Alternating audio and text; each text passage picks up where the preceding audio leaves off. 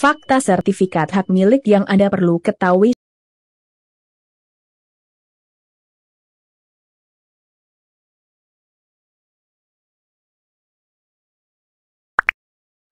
Satu.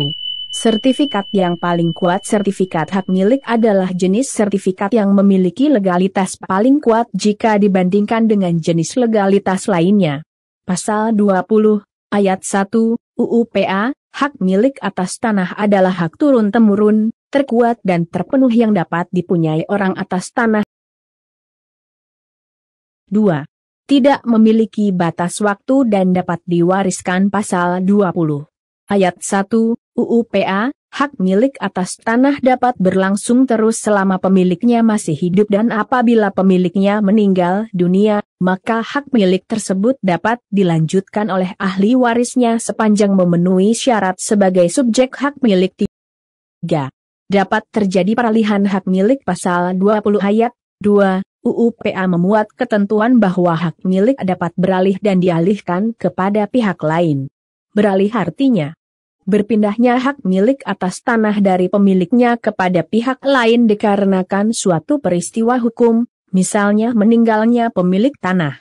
Dialihkan berarti berpindahnya hak milik atas tanah dari pemilik lama kepada pihak lain dikarenakan adanya suatu perbuatan hukum.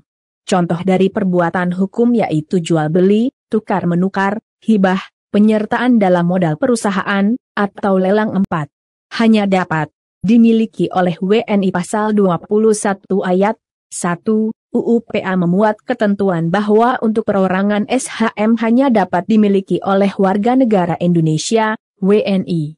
Pasal 21 ayat 1, UU PA, yaitu hanya warga negara Indonesia yang dapat mempunyai hak milik atas tanah. 5.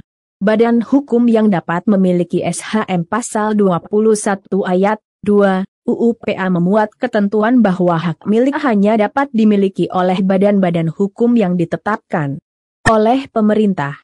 Badan-badan hukum yang dimaksud pasal 21 ayat 2, UU PA adalah badan-badan hukum yang ditetapkan oleh pemerintah, yaitu seperti bank negara, badan keagamaan, badan sosial yang ditunjuk oleh pemerintah.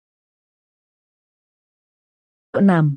Dapat dijadikan jaminan hutang. Sertifikat hak milik adalah jenis sertifikat yang dapat dijadikan jaminan ketika ingin melakukan pinjaman ke lembaga keuangan.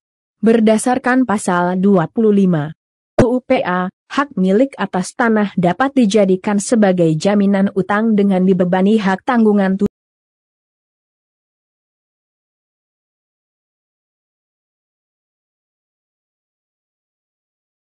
7. Kepemilikan SHM bisa hilang. Kepemilikan SHM bisa hilang jika tanahnya jatuh kepada negara karena satu dan lain hal tanahnya musnah, misal karena bencana alam seperti longsor dan amblas. Pasal 27 UU PA menetapkan beberapa faktor penyebab hapusnya hak milik, yaitu apabila tanahnya jatuh kepada negara atau tanahnya musnah.